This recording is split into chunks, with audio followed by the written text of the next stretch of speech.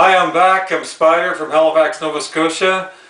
Jarrett's been really busy, and it's the holidays coming up, so I thought I'd do this, okay, so I can get both of these. The one prior, CFL really drops the ball, and this one, as you see. On the front, the CFL needs Spyder's CFL red zone rule and to allow the best available players to start and play in the CFL, and then the CFL would have a real super product to sell, as you see in the monitor. So that's going to be this YouTube session. Okay, and hopefully I get both of them up. I don't know if I'll put them up before Christmas or after Christmas, okay? But this session is going to be mostly on the Canadian ratio issues, okay? That were part of my findings on my CFL Red Zone rule, the survey I did, my CFL Red Zone rule, okay, that I mentioned in Rick Cow's show as well, in my part 1 YouTube session. So I just wanted to also, on my last session, and the CFL really dropped the ball, CFL needs Spyder CFL Red Zone rule. At the start of it, when I was talking about the 18% guarantee, okay, so I'm pretty good at math, and I worked really hard on those numbers, and in my presentation I made to the CFL as well. Those numbers are accurate and realistic. And if you, when I said on the 18% guarantee, okay, there would be 50 more touchdowns scored for a total of 200 points, that's accurate because the CFL Red Zone rule presentation made to the CFL and the commissioner on the numbers, okay, were real accurate numbers, okay, and that was based on easy chip shot field goals being scored versus touchdowns being scored. So the 50 is times 4. That's okay. And that's if all single point converts are basically made. Okay, which they're all chip shot field goals, and the majority of them are 99.999% of them are made. Okay, same with. Okay, when they're stopped on second down in the red zone, they kick another boring, predictable, non-eventful, easy chip shot field goal in the red zone. They're slightly outside, depending on when the second down stop is made. Those are practically a given, as well as almost 100% of them are made. Okay, so the numbers are totally accurate. And also, I wanted to mention, okay, on Steve Armitage, I forgot that when I showed a picture, I forgot to tell you that, as you see on the monitor in the front, Steve Armitage told me, hey, Spyder, from now on you should be calling it Spyder CFL Red Zone rule, and he was right. And I did it for him, and I forgot to mention that. And I also forgot to mention in our meeting when we were talking, he said that he felt that the main reason the CFL didn't give it the time of day or really give it, what it deserved, was because they didn't come up with it themselves, okay? And also I want to mention that Steve Armitage knows a lot about CFL 3-down football. He not only was a fabulous broadcaster for CFL 3-down football and did 27 Grey Cups, what I mentioned in my last session, he also was a quarterback for the St. Mary's Huskies, okay, and here in Halifax. So he knows 3-down football, okay? So when you have someone that prominent in sports that knows our 3-down game, that broadcasts our 3-down game, and knows sports like he does, and our 3-down game of football and the CFL, I think when you have someone that gives stamp approval on my CFL Red Zone rule, you have something big. It's like my son said, not only big, but a blockbuster. Okay? So now we're going to get into a couple things I want to mention too before I get into the Canadian ratio issues in my findings when I did my survey. That Jarrett, when he did, he was actually part of my survey, right?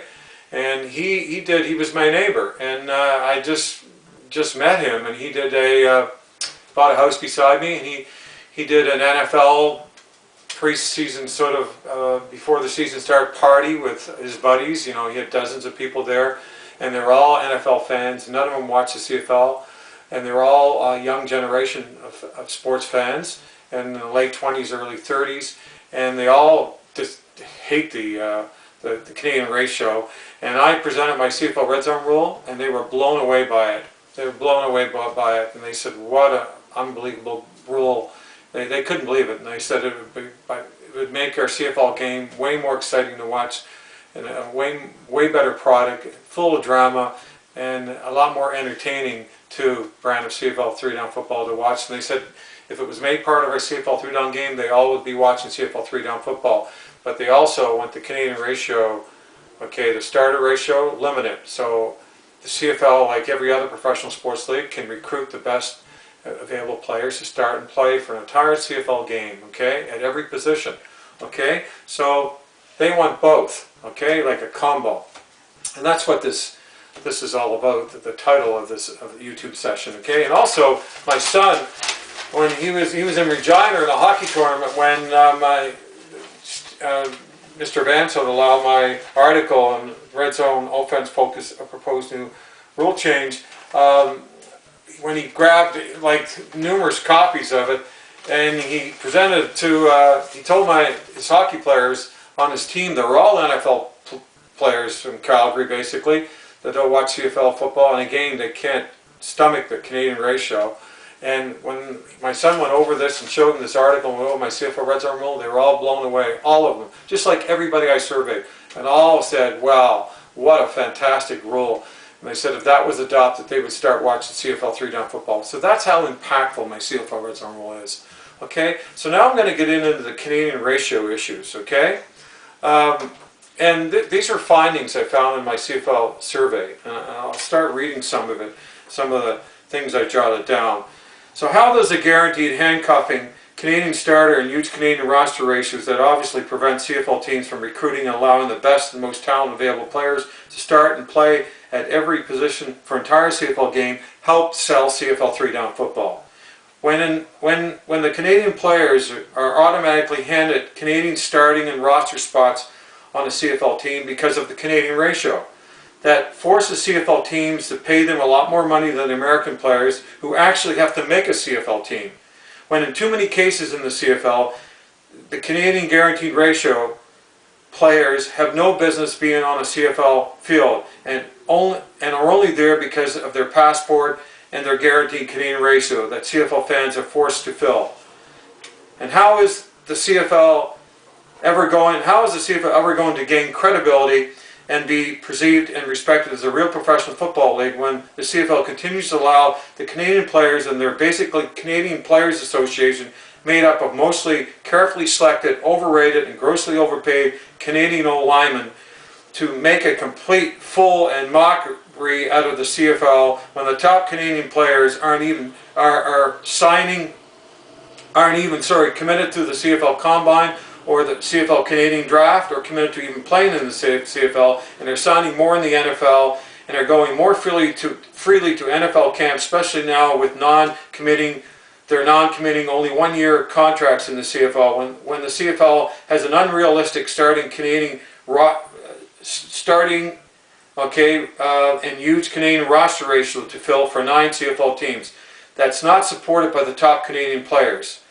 Case in point, Tiger Cat first round pick Chapman ignores the CFL and tries the NFL, and recently signed in the new AFL in the States, and wouldn't sign in the CFL with the Tiger Cats. Like other CFL first round picks and top Canadian prospects, including the best Canadian O-linemen who are now playing in the NFL, who the CFL desperately needs to fill the unrealistic and unattainable Canadian starter and huge Canadian roster ratios. Like Mr. Wallace, former TSN reporter, said, how does this sell CFL 3-down football? Well, he says it doesn't. Mr. Wallace says that the CFL definitely needs to eliminate the hypocritical Canadian starting ratio that's killing the product on the field in the CFL, to allow more talented American players to start and play in the CFL, so CFL 3-down football can play played at its highest level with the best available players. Or Mr. Lawless said the CFL will continue to decline in popularity, and he's right, because that's exactly what is happening now. So it's okay for top Canadian players to look out for their best interests without restrictions placed on them and go freely to the NFL, but it's not okay for the CFL teams to recruit the best and most talented available players to start and play in the CFL for an entire CFL game without restrictions placed on them because of the Canadian ratio, which is preposterous. who's really running the CFL? The CFL and their owners, or the Canadian players and their Canadian ratio? And they're basically Canadian Players Association made up of carefully selected Canadian alignment. I think we know who is running it, and it's not the CFL. This is something. There's also something interesting I found in my findings during my survey that I did as well that I would like to share with you. When I surveyed a former CIS football player who all I surveyed was blown away and really sold on my CFL red zone rule and wanted to see it made part of our CFL 3-down game. But what else he told me that I actually wasn't surprised to hear was that he knew a lot of former and current CIS college football players across Canada that all want to play in the NFL, not the CFL, and said they don't even watch the CFL, only watch the NFL because they look down on the CFL as a second-rate minor league football league. Who also agree and admitted that the Canadian ratio is really hurting the CFL and the product on the field and giving the CFL a minor league second-rate image, and said the CFL needs to drastically change and start looking out for what's best for the CFL and not the Canadian players, which explains why the top Canadian players don't even show up at the CFL Combine or are committed to the so-called CFL Canadian draft or committed to even playing in the CFL when there is an unrealistic and unattainable Canadian ratio in the CFL to fill for now 9 CFL teams, when there aren't near enough quality Canadian players out there to begin with who actually want to play in the CFL and not the NFL. This is not one bit credible and is why the CFL is perceived the way it is currently perceived. The CFL needs to go to a more respectful and a lot more credible CFL draft that will actually be watched and go to an open CFL draft. So CFL teams can draft the best and most talented available players who are actually good enough to start and play in the CFL and who want to play in the CFL. The top Canadian players and their controlling basic Canadian Players Association are using the CFL as a solid backup plan by using their Canadian ratio and power and control they have over the CFL and their owners to demand a lot more money for the Canadian players, because they know the CFL teams are forced to start and play them and are forced to have half a CFL roster Canadian, okay, because of the Canadian ratio, even if they aren't good enough to start and play in the CFL or even be good enough to be on a CFL roster. You tell me how that sells CFL 3-down football. I just want to say, like I said in my last session, you can't get anybody more Canadian than me. And me, like my son, and like every Canadian, wants to see Canadian players play in the CFL, but players that actually want to play in the CFL, not the NFL, and players that are good enough to play in the CFL and good enough to start in the CFL. And if the CFL wants to gain some respectability and credibility, like Sinopoli and Cornish and players like that, and Messam, I mean, they're all good enough playing the CFL, and Harris for the running back for the Blue Bombers. Okay, and if I own the CFL team, I'd want them to have to make the team. I just wouldn't be automatically handing them a position, a starting position on a CFL team if they weren't good enough. This is ludicrous. Okay, and that's why the Canadian ratio doesn't work, and that's not why it's not respected. Okay, so I want to get back to more of my notes here. The Canadian ratio is clearly not selling CFL 3-down football, and it is old school and doesn't work in today's highly competitive sports world. Let's face it. Do you really believe that Jays fans, Raptor fans, Montreal Canadian fans, Leaf fans, Senator fans, Canuck fans, Jet fans, Flame fans, Oiler fans would all stop watching and supporting their teams if they didn't have any Canadian players starting and playing in their professional sports leagues? Come on, give me a break.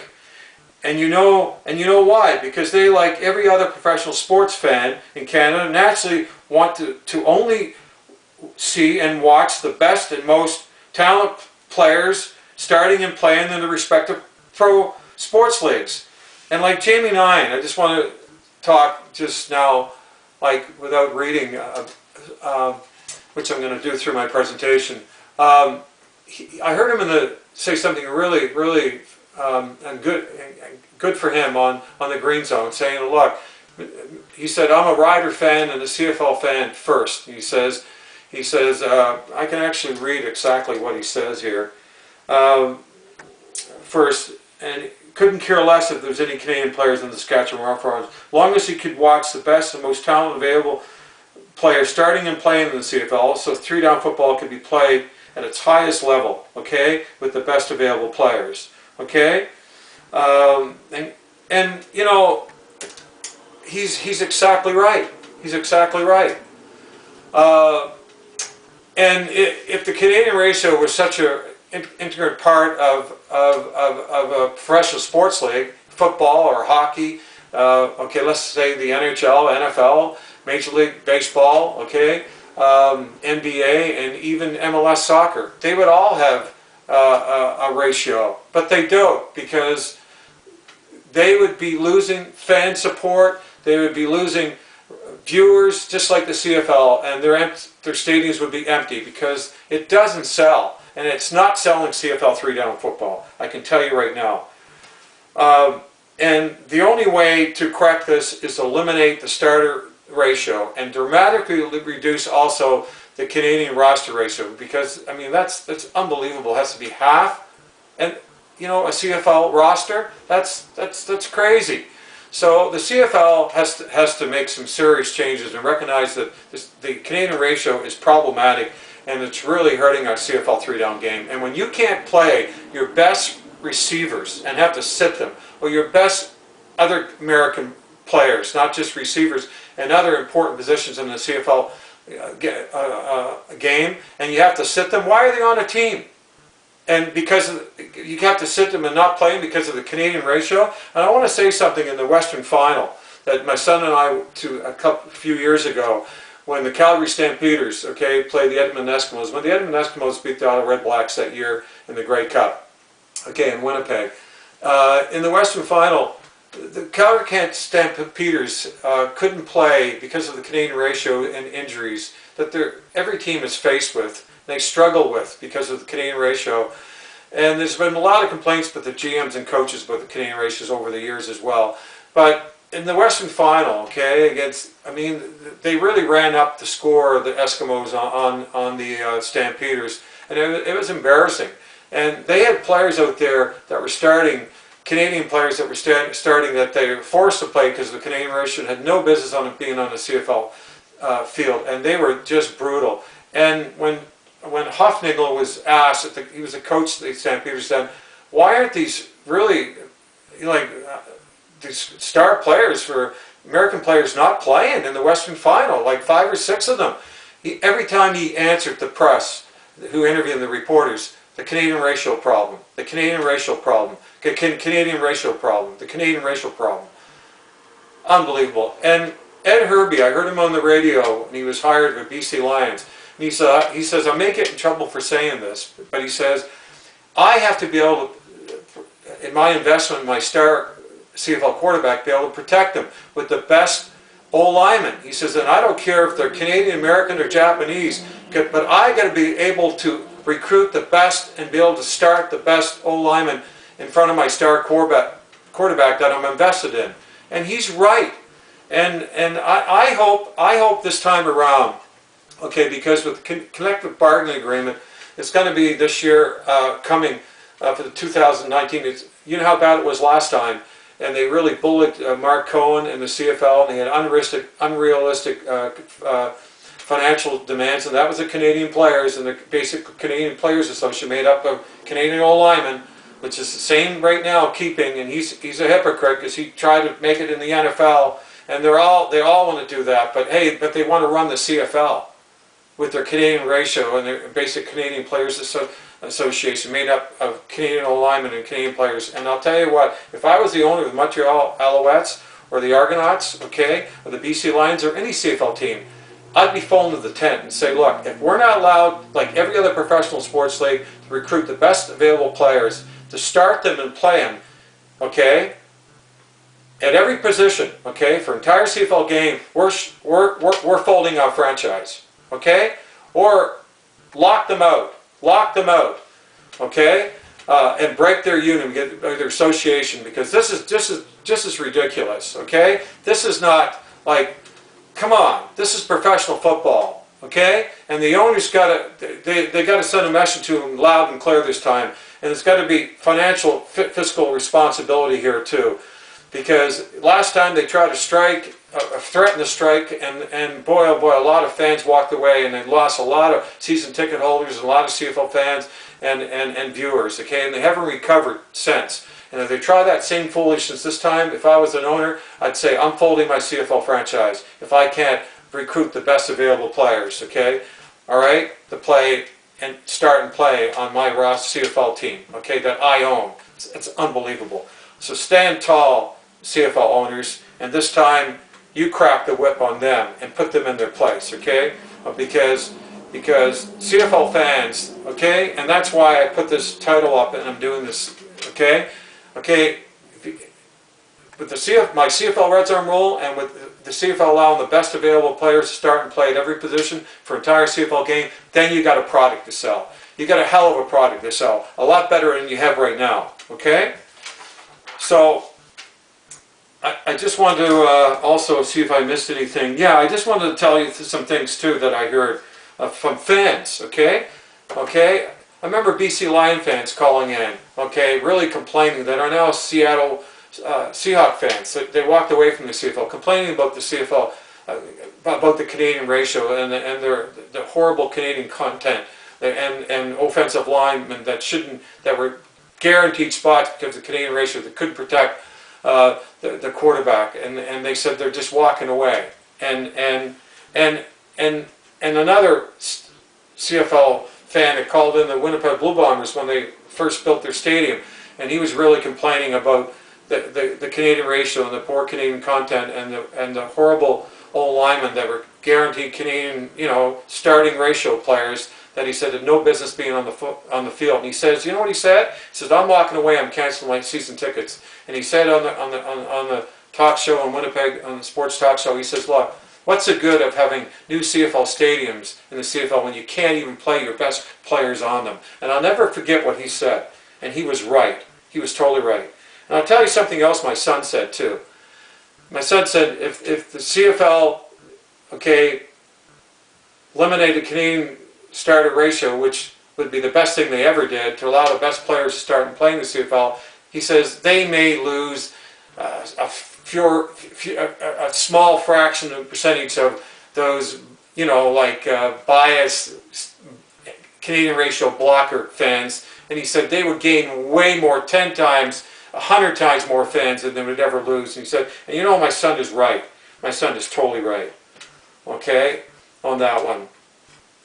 Okay, so I just wanted to, soon going to end this up here. The bottom line here is the CFL cannot afford to stay in this current state it's in. The CFL needs to finally adopt also, okay, a new CFL rule that's actually going to make our CFL 3-down game itself better and make it a lot more entertainment, a lot more exciting brand of CFL 3-down football to watch and be part of. And definitely, okay, and hey, there's only one CFL rule can possibly do that, and that's Spyder's exciting, naturally tailor-made for CFL 3-down football, Spyder's CFL Red Zone rule, complemented by Spyder's CFL Red Zone kick. Okay? The CFL needs Spyder's CFL Red Zone rule, and the CFL needs to allow the best available players to start and play in the CFL, and then they will have a real super product to sell, just like my title of my session here. Okay? And you know what? I don't hold any grudges, okay, against the CFL and Mr. Ambrosi, but I was a little riled up my last session. Had to get it off my chest, and you would be too. If you were led down the garden path and done a number on like they did a number on me, but you know what? They're the losers, okay? And they really dropped the ball. CFL really dropped the ball. But you know what? I don't hold grudges, and the door is open. If Mr. Ambrosi and the CFL, if you come to your senses and realize that you really dropped the ball, and you really want to make our CFL game a lot better, okay? Like you said, bigger, okay, better and stronger. You need Spyder's CFL Red Zone rule, and you need to allow the best available players to start and play in the CFL at every position for entire CFL game, so our CFL game can be watched, and okay, at the highest level, watched played at the highest level. Okay, and I'm gonna just sign off by wishing everybody a Merry Christmas, and also for the Atlantic Schooners in Halifax. I said the Maritime League. I actually wanted to mention the Maritime League too, Football League, but I meant to say in the end when I closed off in my part 3 about the Maritime Football Limited, I wish them all the best in their quest for Atlantic, that's 10th CFL franchise team in Atlantic Canada, and I like the Atlantic Schooners name, and I'm glad they picked that name because I think that's the best name they could have picked. So if you really want a product, the 10th CFL team is really needed, but if you really want a product, the CFL, Mr. Ambrosi, if you really want a product, adopt my CFL Red Zone rule, okay? Complemented by my new CFL Red Zone kick, okay? And allow the best players to be recruited, okay, to start and play in the CFL at every position for an entire CFL 3-down game, and then you'll have a real product to sell, okay? So I wish you guys all a Merry Christmas and a Happy New Year. And I thank you all for listening to all my Spyder CFL Red Zone Rule YouTube sessions. Okay, don't forget, watch part 1, part 2, part 3, okay, of Spyder's proposing the CFL Red Zone Rule. Okay, and the last one that I'm going to, before this one, I'm going to put up, CFL really drops the ball. CFL needs Spyder's CFL Red Zone Rule. That's what it's going to be called now. And this one here, okay, my last one. So signing off. Take care, okay, everybody. Here's a Hanukkah for everybody, okay? Everybody that I surveyed that was really sold my CFL Red Zone Rule for Steve Armitage, and okay, for everybody out there, okay. I wish you Happy Hanukkah, okay? Let's all drink to that, okay? Check you later. More to come.